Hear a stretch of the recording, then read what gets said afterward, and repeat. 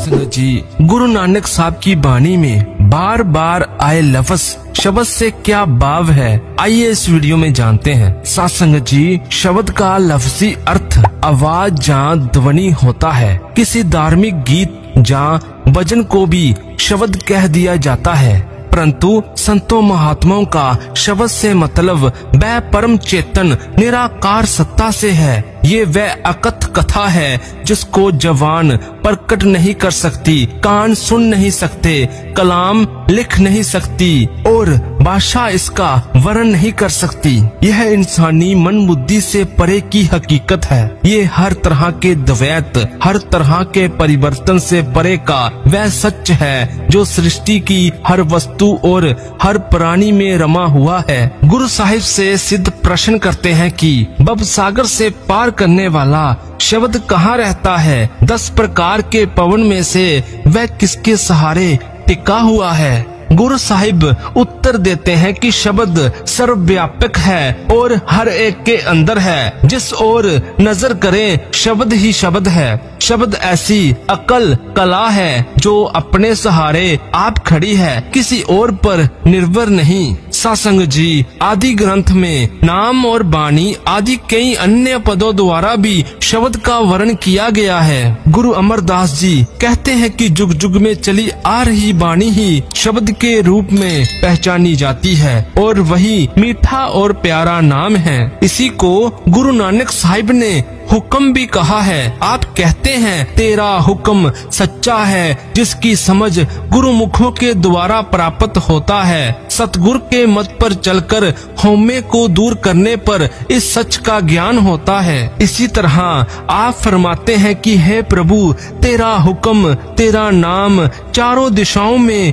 और पाताल लोक तक व्यापक है। वह शब्द ही सच्चा प्रभु बनकर सर्वव्यापक हो रहा है। तेरी कृपा से ही हम उस शब्द को पा सकते हैं। साथ संगत जी, स्पष्ट है कि गुरु साहिब ने न केवल नाम, शब्द और हुक्म का ही बल्कि सच और प्रभु का भी एक ही अर्थ में प्रयोग कर रहे हैं। आप नाद, शब्द, धुन, सच और नाम का भी एक ही अर्थ में प्रयोग कर रहे हैं। गुरु नानक साहिब फरमाते हैं, शब्दे धरती, शब्दे आकाश, शब्दे शब्दे होए प्रकाश, सारी सृष्टि शब्द के पाछे, नानक शब्द गटे गट आछे। मतलब कि शब्द ने ही धरती और आकाश को बनाया है। शब्द ही सृष्टि बनाने वाला है, शब्द ही उसे चलाने वाला है और शब्द ही चलाए रखने वाला है। जिस शब्द का जिक्र किया जा रहा है ये वही है जो हम सबके अंदर में अपने निजी महल बनाकर विराजमान है। हम सब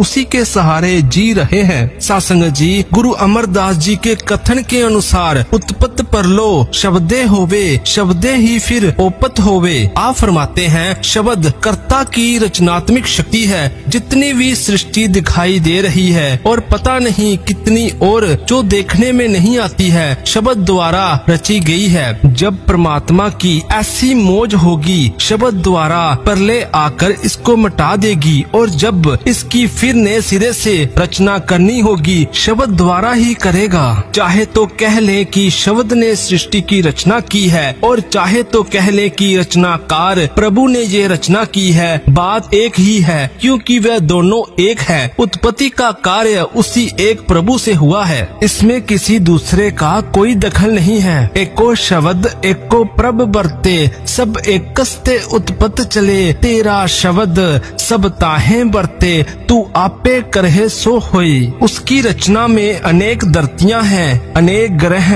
उपग्रह, सूर्य, चंद्रमा आदि हैं। उन्हें यदि कोई सहारा न दिया जाता तो उनके आपस में टकराकर टुकड़े टुकड़े हो जाने में एक पल भी ना लगता। शब्द के सहारे ही वे अपने अपने स्थान पर टिके हैं, जहाँ अपनी अपनी दिशा में चल रहे हैं। बिन थम्मा गगन रहाई, शब्द निशाना।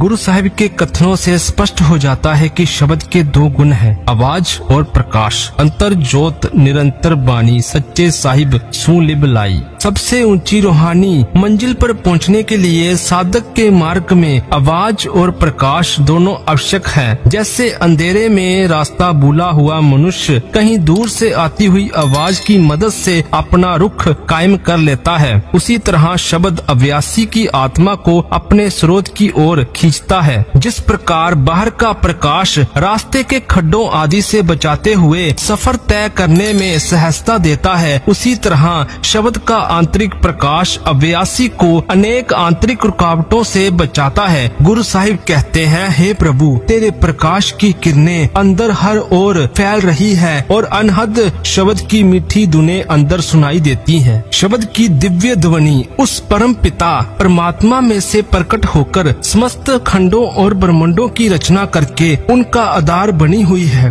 यदि ये कहें कि वह प्रभु रूहानियत का अकथ सागर है और आत्मा उस सागर की ही एक बूंद है, तो शब्द उस समुन्द्र में से निकल रही ऐसी विशाल नदी है जो प्रभु रूपी समुन्द्र से निकलकर सारे निचले खंडों ब्रह्मांडों के जीवन का आधार बनी हुई है। जिस तरह चुंबक सुई को अपनी ओर खींचता है, शब्द भी बलपूर्वक आत्मा को अपनी ओर खींचता है। इसीलिए इस रूहानी अभ्यास को सूरत शब्द अभ्यास या सूरत शब्द योगा कहा जाता है। इसका मतलब है कि सूरत या आत्मा को अलग अगम मंडलों से आ रहे शब्द के साथ जोड़ा जाता है। इसी साधना का वर्णन करते हुए गुरु साहिब कहते हैं कि हम सूरत जानी आत्मा को शब्द से जोड़कर संसार रूपी भवसागर को पार कर सकते हैं। सूरत शब्द भवसागर तरिए नानक नाम बखाने। आप फिर कहते हैं कि साकत जा मनमुख जीव सूरत को शब्द से जोड़ने की जुक्ति नहीं जानते, परंतु जब तक सूरत को शब्द में लीन करने की जुक्ति नहीं आती,